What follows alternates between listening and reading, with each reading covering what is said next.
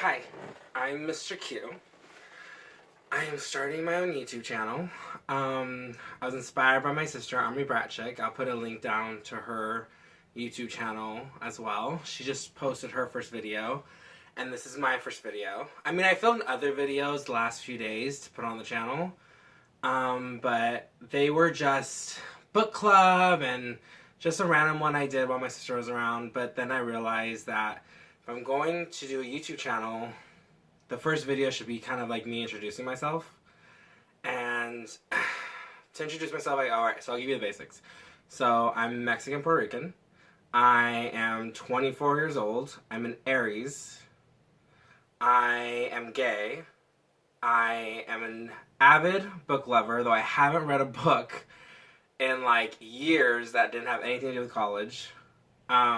So lately, that's why me and my sister started the book club, because we were really like going through a period where I was gone at school all the time, she was gone at school all the time, she's doing her doctorate, I'm doing my bachelor's, she was at work, and I was going to school and worked, and it was just all the time I'm gone. I'm out of my house, I'm working to live here, I'm working to pay my car and gas and all these like really important things. And then we realized like, whoa, what our thing that always brought us close together was like our love of reading.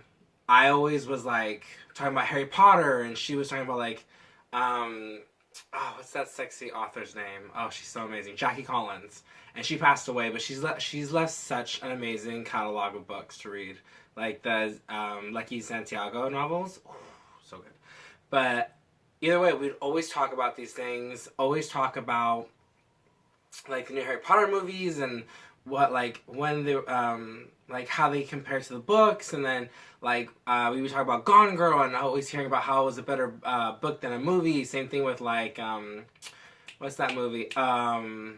The Girl on the Train, which is on our book club list. We're going to be reading it by the end of 2018, so I'm super excited about that. And then I'll put a link to our book club on Goodreads onto this video, because I want people to read our books. And the next book that's coming up is going to be It by Stephen King. Actually, that is what we're going to be reading in January. We finished What Happened by Hillary Clinton. We've been reading that the last 2 months. And then this month, because we're both off of school, finally, she's getting a nice little break starting this week, and I've been off school for this is my end of my first week of having a complete break from school after finals.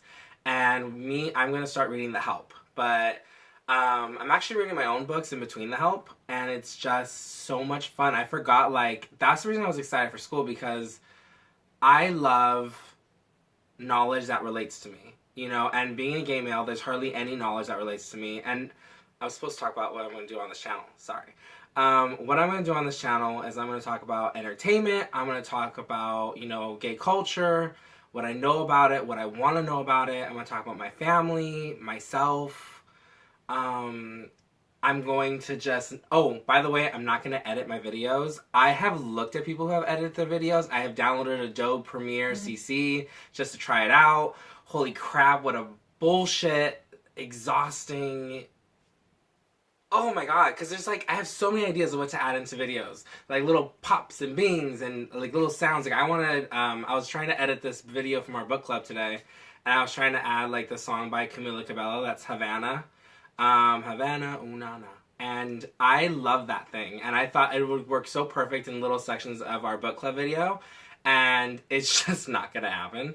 My sister, who's autistic, she has like the ability to just focus on something for like 5 hours straight, or even like for 3 days on and off, like 4 hours at a time for 3 days, and really kind of get a mastering of something. She's really working on mastering it, and she'll work on it and work on it and work on it. And I'm just not like that. I am more of a person who, you know what, Apple works great for me. Like, I would just love to be like, oh, put this here, click that there, and there you go, it's done. I'm like, oh, cut, picture, word, and it's not like that on Adobe Premiere, and I don't want to download like 30 software things and find my zhush. I'm just found that, this is my first videos. If I get better at it, I'll learn at it, but for right now, I just want to talk to you guys. I just want to like be super chill about it, super easy. I just realized my window is open and my voice is really loud, and I live in a really quiet neighborhood. It's a gated community, and everyone can hear me. Everyone can hear me, but it's okay, because I am talking to the internet and a bunch of people who are watching this video. And hopefully, if I'm consistent, which I'm going to try and do a video a day, because I have so much to talk about. I want, like, right now, I'm watching The West Wing, and I'm watching, like, Aaron Sorkin. And I was watching, and I go, God, that is what I wanted in a presidency. Like, it's just so amazing. I always want to talk like that. I always want to talk so fast and have it, like, build up to something amazing and then walk away. You know, they always just fucking walk away. They always, like... Sorry, I'm checking if it's still recording. Yeah, they're just... Oh, it's so wonderful. And they get stuff done, and there's a lot of talk about how the struggle for bipartisanship, you know, Democrats and Republicans working together is bipartisanship, which I recently learned that word this year. So I was like, okay, why don't Democrats and Republicans work together? And then everyone's just like, oh, you mean bipartisanship? And I'm like, yes, I think. And that was something I'm watching happening on The West Wing, and they're just so smart, and they have such good intentions. And with Donald Trump, it's such the opposite. It's so scary. And I'm going to be talking about politics, you know, from what I understand of situations. And, you know, I really use, like, entertainment references in every aspect of my life, and a lot of people don't get it. Like, I watch Riverdale, and I was going out with my friends, and I was like, oh my god, this song on Riverdale, and oh my god, I'm totally right now Jughead, and bitch, you're like Veronica, and then my friend Kim is Betty, and they're just like, only Kim watches that show, but Kim doesn't watch The West Wing. She doesn't watch The West Wing. And so I would probably use, like, oh my god, Jed, I wish, like, Jed Bartlett was, like, right now our president. And she'd be like, who is that? Is he, like, somebody in politics or, like, some amazing actor? And I'm like, Martin Sheen's an amazing actor who plays Jed Bartlett, but no, he's a character on The West Wing, which is an amazing show, which you should watch. But it's like, I'm constantly referencing these shows, and I don't meet people who watch them.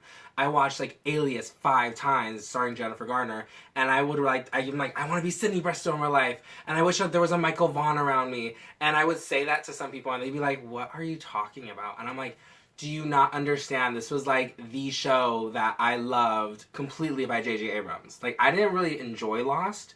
Lost, to me, was, like, this really... And, like, when they were on the island, it was very interesting. It was so amazing. But they were always... It's, like, half the show's on the island, an episode, and half the show is set in, like, what they lived, in their normal lives, in whatever city they were going through at the moment. And it was just always so devastating. Like, it was just... there was, like, no really happy ending at the end of it. It was always just, like, this is my life, and this is why it's sad, and this is why I'm struggling, and this is why it's not getting better. And then I ended up on this island where everything sucks.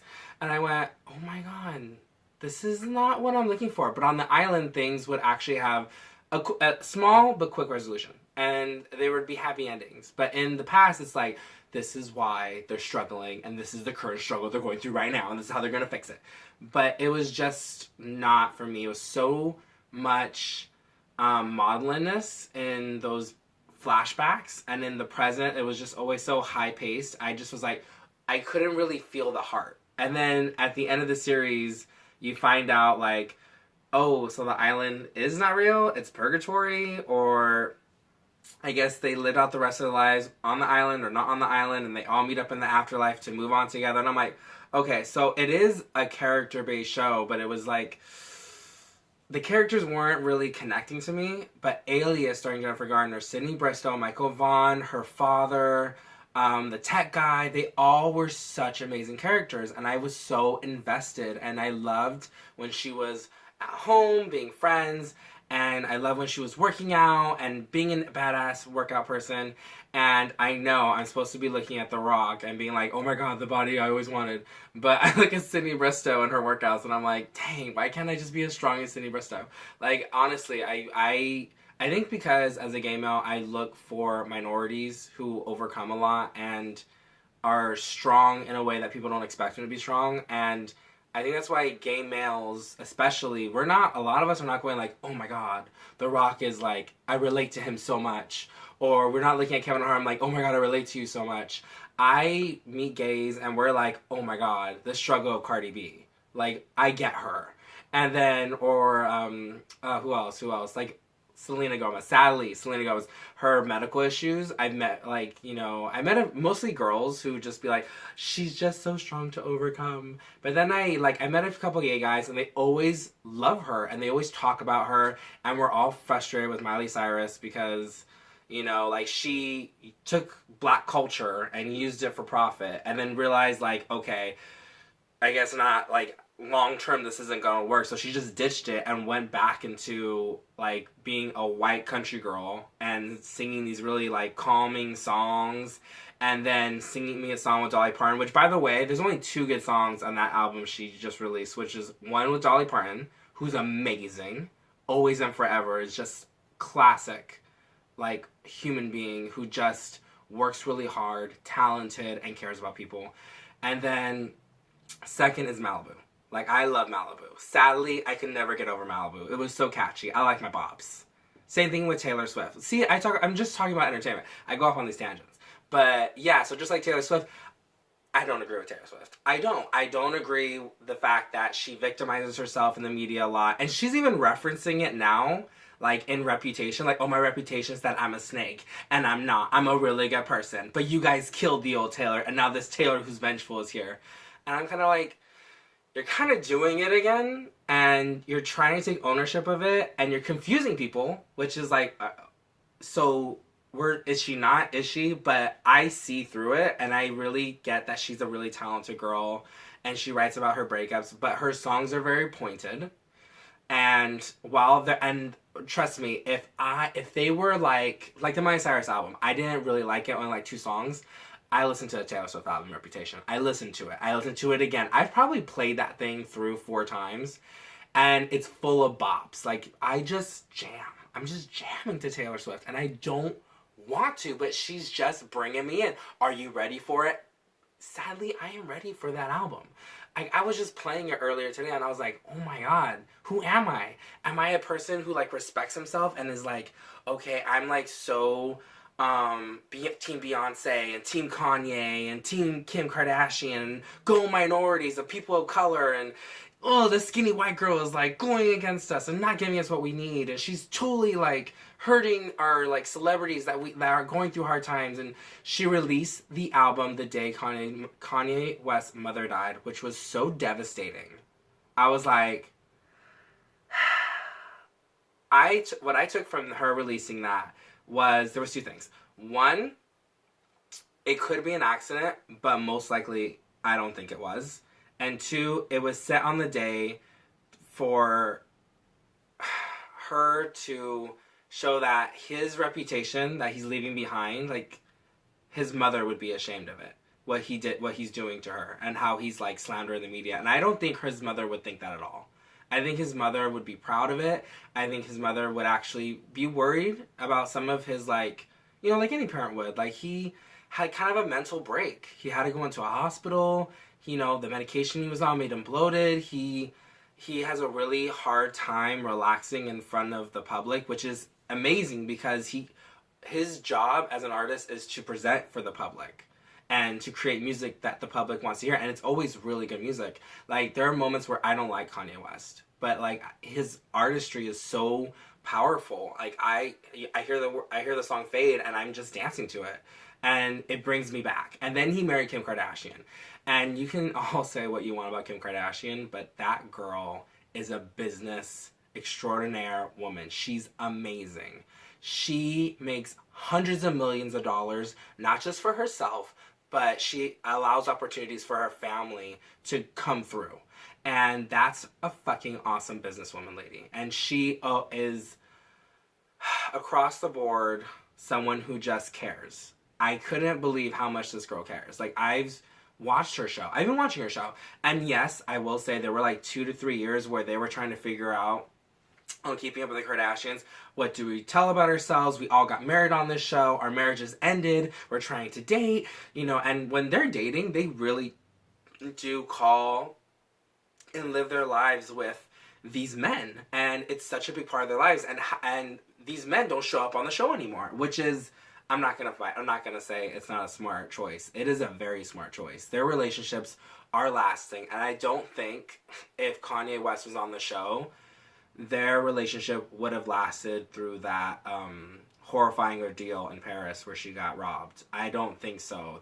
To see him crumble on camera and to watch her suffer like for a really long time on the show for a lot of episodes, which equate to a lot of months, and all the weight she lost, I don't think the judgment and the opinions of people, like, she has grown a thick skin. I don't think Kanye West has a thick skin. I think Kanye West is a very vulnerable human being, and if everyone's against him, he really takes it to heart, and he disappears. His fucking ass disappeared when he did that thing to Taylor Swift at the VMAs, and everyone across the board talked about how horrible he was, and President Barack Obama called him, like, I think an asshole, or what a jackass, or something like that, right? And then he disappeared, and he did an album that was, I believe, a Beautiful Twisted Fantasy or something like that.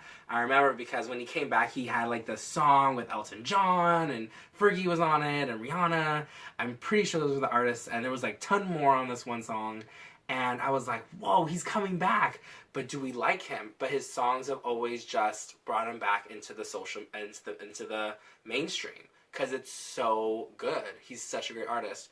And I like that he really fought for a great girl, which was Kim. And that she could keep her private. And it makes it hard to watch the Kardashians. But I really do think that who's ever producing the show from last season to this season, or whoever's editing it now, has done an amazing job. The intro is so amazing. It's like old school family. It's like they recorded on a camcorder for 70 years ago, but it's a photo shoot they did this year for, like, I think it was the Hollywood Reporter. And it's just such great music. Again, I think by Kanye. Their support, like, swear to God, they all wear Yeezys throughout the show, and they all, like, their intro, I think a Kanye West produced song, and Kim is, like, she's working out every day, and she's becoming her own model, and she learned from Kylie. Kylie is a great businesswoman, too, and I watched Life After Kylie, and I gotta say, that girl has nothing to talk about, but she has so much to say, and I love it. Like, I'm like, I swear to God, she spent like a whole minute talking about tacos. And I just couldn't get enough of it. And then there was this moment when everybody was freaking out because someone couldn't bring their boyfriend to a shoot anymore for professionalism. And it became like, I swear to God, it's like a 21-minute show, like 21 minutes, including credits and intro of Life of Kylie. And I swear to God, that whole drama played out for like 13 minutes. 13 minutes of just like, I'm just like a little hurt that I don't get to bring my boyfriend here. And I'm a little hurt, like, Kylie. And I swear to God, they say Kylie's name so much because she's the coin and she's the boss. But at the same time, she's their friend. And that is the hard part. That is the hard part, I think, that they're all learning, is that when you have employees, you can be friendly, but you should not be friends with your employees. You know, I think it's a very difficult line to hold because their job is not like any other job. Celebrities have to work on a consistent, like, 12-hour day basis. Social media, publicity, meetings, and, like, they're doing, like, 20, 30, 40 meetings a month, right? Trying to get stuff going. And then maybe one thing will get going that year. But they do all these meetings just to try to get that one thing going and actually get that paycheck. You know, they have to convince people to pay them. And so you spend all this time with these coworkers who eventually they're like, oh, why don't we just go for McDonald's? Why don't we just go for dinner? And so these people become your friends. They're your makeup artists. They're who you are with like an hour, 3 hours a day. And all your friends kind of have like regular jobs, or they're also celebrities doing something across the country. So they make these employees their friends, and it's just so, like, devastating to watch when it goes sour, because I think a lot of times I forget the Kardashians are really people with feelings. And I like that that's what they're bringing back into the show, is the feeling and the heart. And that's what I've been getting from this season. I think season 14 came out with the Kardashians. Like, they're having a Christmas special, it was actually really entertaining. And they're bringing their friend, Jonathan, on, who's getting a paycheck. Because, trust me, his ass would show up, like, once or twice a season, maybe 3-4 times. And now he's in every fucking episode, at least for, like, 6 or 8 minutes. So I'm like, that boo's getting a bigger paycheck now. So, I'm gonna be talking about stuff like that. Like, I'm gonna talk about Keeping Up with the Kardashians. I'm gonna talk about, not so much Lindsay Lohan. She's not really in the mainstream media. But I'm gonna talk about stuff I'm watching on Netflix, my reviews of shows. Like, I just binged on Supergirl, and I have a lot to say. I have so much to say. They really did change the lighting. They're making it a darker tone this season. And I don't know if I totally am for it. I really think DC, with what they did with Batman and Superman and Justice League and how dark it was, it's just not good in this climate, political, social, emotional climate that, essentially the United States is in right now. Because the United States is like the film country of the world. A lot of people travel because we have the film industry. And so movies most of the time need to be super successful here and do crazy good in other countries. It's very rare that movies that do very poorly here but amazing in other countries get a sequel, because we're looking at the numbers here, studios, and so Justice League is really just not fitting with the United States climate at this time. I really don't think, what's his name, Zack Snyder, who I think, from what I remember, it was a story I read months ago, but he had to leave the film because a family member died. I believe it was a child of his, and it was very devastating. But my boy Josh Whedon, I'm a Whedonite, came through, and he directed a good section of the movie. He spent like 2-3 months reshooting that movie and tried to fix it, and his fucking ass retweeted that they already filmed the scenes, and the script was already set and approved for like the villain of the movie, who was boring as fuck. And mind you, I haven't seen Justice League. I know I'm talking so much about Justice League, but I have seen Superman vs. Batman, which I didn't even get to. I've seen the ending, I've seen the middle, I've seen the beginning, but there's a lot of fucking shit I missed in between because I was like doing other things while I was watching that movie. That movie could not pay me to keep attention to it. It was so like maudlin and dark and not funny. And it was just like, it was just trying to take itself so seriously to the point where it was like kind of moving in like a documentary style while also trying to be a superhero movie. And that's just not what, great films that are made for families is about. I think hard things should happen to characters. I think that, you should have something to say. You should have like, it should be somewhat political so adults can be entertained as well. Like, have something adults can chew on. Like, whenever I watch a Marvel movie, yes, it's really funny. Yes, it does, like, change the game for the rest of the series when something does actually happen. They do take big risks, but they do it in a way where it's very character-based. It's very character-based. Big things are happening. And when it's not character-based, the audience, Marvel has such a good track record that the audience will show up for the movies that even though they don't have the greatest reviews, they will show up and see it enough for, to make over $100 million. Which is great. It's amazing, right? But when they interfere too much and they focus too much on plot lines, Avengers 2, Age of Ultron, they fuck with my Josh Whedon. And he made a great script, a great movie, but they made him focus more and more on the plot and the Infinity Stones. And trust me, by the last fucking movie of this like phase they're in, by the time it's done and they start the new phase, people are not going to be so focused on the Infinity Stones anymore. They're not. It's not as important as they make it out to be. I know they want all these movies to connect so seamlessly, but make the characters connect so seamlessly. Just keep putting them together and having them go on journeys. Don't make the Infinity Stones the thing that connects everything. The characters connect everything. I like the fact that there's so many characters in each Avengers movie that from our different movies. Like Black Panther characters are going to be in the Avengers movie, and they're big. From the trailer, it seems like they're going to be a big part of it. And yet Black Panther hasn't come out, and yet I'm so excited because it's so minority, like, casting. It's so amazing. Black people are everywhere, and they're so beautiful, and they're so strong. And I just want to talk about these things. Like, I want to talk about DC and Marvel. I want to talk about the books I'm reading. Like, my gay novel I call it a gay novel because it was written by a gay author, and its main, like, 5 characters are gay males. And it's by Tal Bauer, and, oh, it's over there. It's called, I'll bring it in next time. I'll tell you more about it.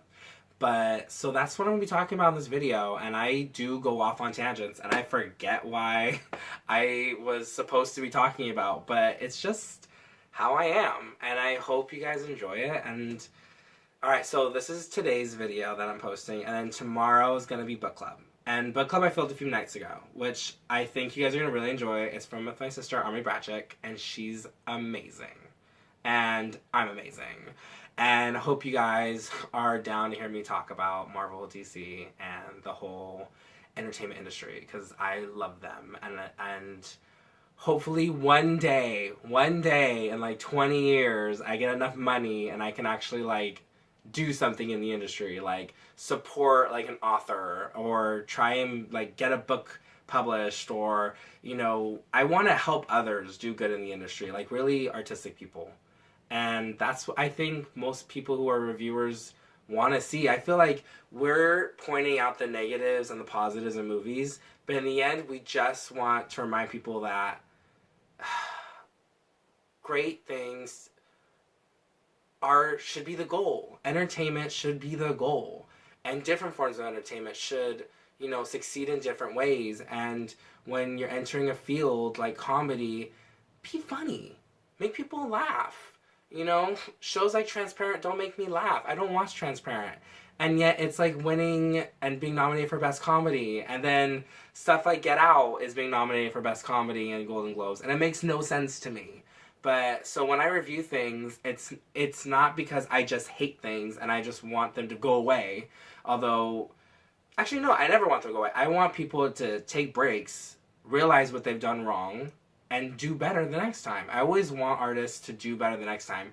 And even though I think Taylor Swift does promote and, you know, essentially stain the reputations of others more than hers gets hurt because of her being like a Caucasian female, she stains like the, you know, reputation of like Kanye West. She attempted to stain the reputation of Kim Kardashian. She tried to stain the reputations of different exes of hers, some more memorable than others. And I don't think that's okay. But then she's so talented and she goes away, but she comes back with such great product. And it's like this battle between myself and like my, you know, what I believe in, you know, how do I go about, you know, playing her music at events or playing her music around the house or at school and telling friends how great her music is, albeit like also reminding them like, hey, she's done like this, and this that I don't agree with. So I'm always kind of debating that, and that's just what I'm going to talk about. I'm going to talk about my debates. I'm going to talk about entertainment, myself, my life, and my attempt at having a gay social circle, which means like having gay friends, which is extremely hard right now for me to do, but I'm working on it. I have a lot of female friends, which I'm realizing the more I watch, like, you know, other gay YouTubers, they have, like, one gay male friend, and then, like, a ton of female friends. Like, female friends for days. And I think from online, I've been chatting with a couple of different people, and that seems to be a recurring theme, is, like, I want more gay friends, and I want, you know, people who understand me. And I hope this, you know, vlog that I'm going to be doing, I'm going to try and do it Monday through Friday and take breaks on weekends. So this vlog I'm going to be putting up, I really want to connect to, you know, the gay community and, you know, minorities who are gay or lesbian, bisexual, and transgender. I want people to not feel as alone as I have felt a lot of times. You know, I've been looking online to find gay males of color who had a lot to say and had a voice and interests that were similar to mine, and it was so difficult.